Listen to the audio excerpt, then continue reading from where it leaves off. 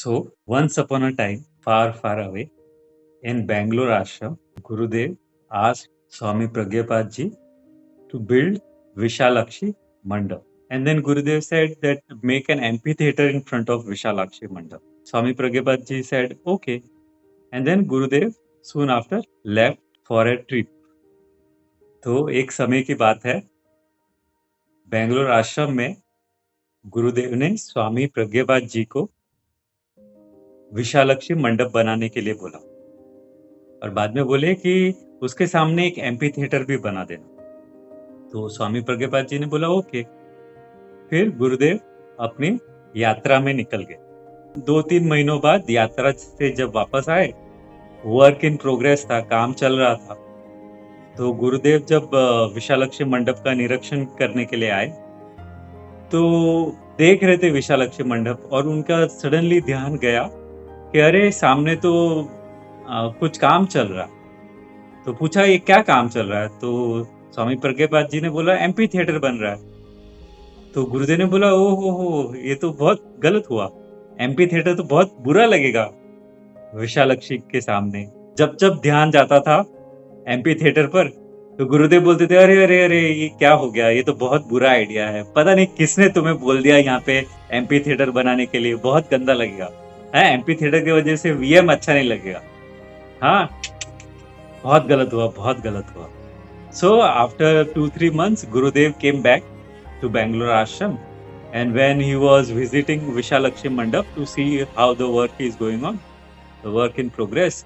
So Gurudev was there, and suddenly he saw that some work is going on in front of Vishalakshi Mandap. So he asked, what is this going on? So Swami Pragyapad ji said the amphitheater is getting built. So Gurudev said, no, that would look so ugly in front of Vishalakshi Mandap. That's a really bad idea. I don't know who asked you to build amphitheater in front of Vishalakshi Mandap. And then every time Gurudev would, he would glance that amphitheater and he would say, oh, that's the worst idea. It shouldn't have been made, etc. And every time. Now Swamiji cannot say, Gurudev, you only asked me to build the amphitheater, because there were other volunteers also. How would it look? So he kept quiet. But there was a moment when he got a chance, an opportunity. So he whispered in Gurudev's ears that Gurudev, you only asked to build the amphitheater. Suddenly Gurudev changed 180 degrees. And he was like, yeah, look at that amphitheater. It looks so beautiful. It would look so beautiful in front of Vishalakshi Mandap. Then every time he would see the amphitheater and say good things about it, praise the idea. What a brilliant idea of building amphitheater. Imagine sitting in the amphitheater in the evening and seeing sunset behind the Vishalakshi Mandap. That would look so amazing. Amphitheater is such a great idea. And he would praise. तो गुरुदेव बोल रहे थे कि अरे अरे ये तो बहुत बड़ा गलती हो गया, हम लोग एम्पी थिएटर बना रहे हैं। अभी स्वामी जी कुछ बोल नहीं पा रहे थे क्योंकि आजू बाजू वॉलेंटियर्स थे। कैसे बोलते, गुरुदेव आप ही का आइडिया था। तो एम्पी थिएटर का आइडिया तो गुरुदेव बोल रहे थे बहुत खराब आइडिया है। तो ये गुरुदेव स्वामी जी को एक मौका मिला, एक ऐसा समय आया, एक क्षण आया जब गुरुदेव अकेले थे और वॉलेंटियर्स नहीं थे आजू बाजू। तो स्वामी जी ने गुरुदेव के कान में धीरे से बोला, गुरुदेव एम्पी थिएटर का आइडिया आप ही का था। तो गुरुदेव ने बोला हाँ देखो एम्पी थिएटर कितना सुंदर लग रहा है, विशालक्षी मंडप के सामने तो और भी सुंदर लगेगा। उसके वजह से विशालक्षी मंडप तो और निखर आएगा। तो अब ऐसा हालत हो गया कि वीएम से ज्यादा, विशालक्षी मंडप से ज्यादा गुरुदेव एम्पी थिएटर की तारीफ कर रहे थे। तो स्वामी जी बड़ा कंफ्यूज हो गए, ये हो क्या रहा। So now the situation happened that Gurudev was praising the amphitheater more than Vishalakshi Mandap.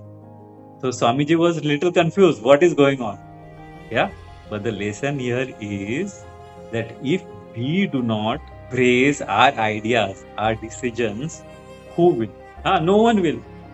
So it is our job to praise ourselves. कि अगर हम हमारे फैसलों का, हमारी युक्तियों की तारीफ हम नहीं करेंगे तो कोई दूसरा नहीं करने वाला। हमें ही करनी है। तो यही आपका होमवर्क भी है। आने वाले 7 दिनों के लिए आपको अपनी तारीफ करनी है। देखो बचपन से हम लोग है ना हमेशा रिजल्ट्स पे वर्क करते हैं, नहीं क्या? एग्जाम में मार्क्स कितने आए, मेहनत कितनी की वो कोई नहीं पूछेगा।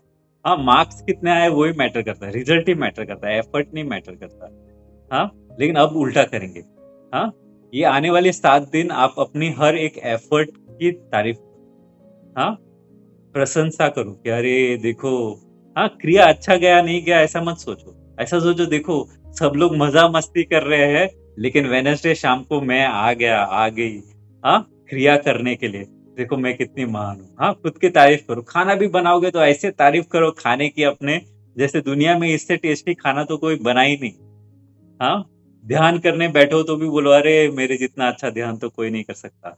हाँ, so your homework is you have to praise yourself for next coming 7 days. You have to praise yourself a lot. Huh? See, whole our life we have been always focused on results. Huh? How many grades you got? Did you get good grades or bad grades in school? Did you get promotion in office? Huh? Always oriented to the results. Huh? But the next coming 7 days, don't worry about the results. Huh? Praise your efforts. Huh? That how much effort you put. Huh? So your homework is to praise yourself, to praise your efforts, and you are not allowed to criticize yourself. हाँ, आप अपने आप को criticise नहीं कर सकते ये 7 दिनों के लिए। यही होमवर्क है। हाँ, बुरा भला तो खुद को कुछ बोल ही नहीं सकते। हाँ, समझो आपको गुस्सा आ गया। हाँ, आप इतना क्रिया करते हो, इतना एडवांस कोर्सेज किया है, इतना रेगुलर हो, फिर भी आपको गुस्सा आ गया। हाँ, तो गिल्ट नहीं फील करना कि अरे अरे देखो इतना सब किया लेकिन फिर भी मुझे गुस्सा आ गया। नहीं नहीं, तारीफ करो कि देखो, अरे बाप रे! हाँ, एक दिन में 24 घंटे होते हैं, उसमें से सिर्फ 5 मिनट के लिए मेरे को गुस्सा आया और बाकी के टाइम पे मैं बड़ा शांत था। अरे मैं तो कितना अमेजिंग हूँ, मैं तो कितना शांत आदमी हूँ। हाँ, या 3 महीने में एक ही बार गुस्सा आया।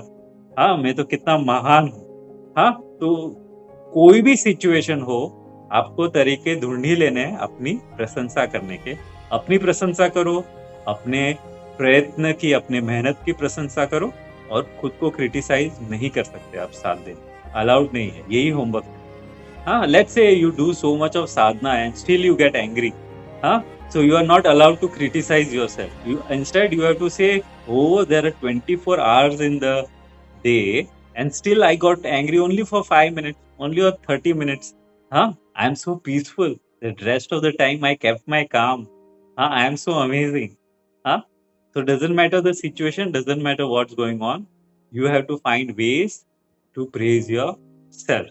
Praise yourself, praise your efforts, and praise and stop criticizing yourself.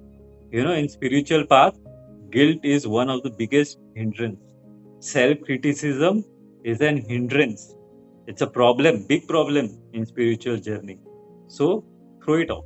No criticism for coming 7 days. हाँ, खुद की बुराई नहीं कर सकते। जितना खुद की बुराई करोगे ना, आध्यात्म से उतना ही दूर जाओगे। आध्यात्म में उतने ही रोड़े आएंगे। हाँ, तो खुद की बुराई नहीं करनी। बराबर है? करेंगे? कितने लोग ये होमवर्क करेंगे? हाँ? हाँ।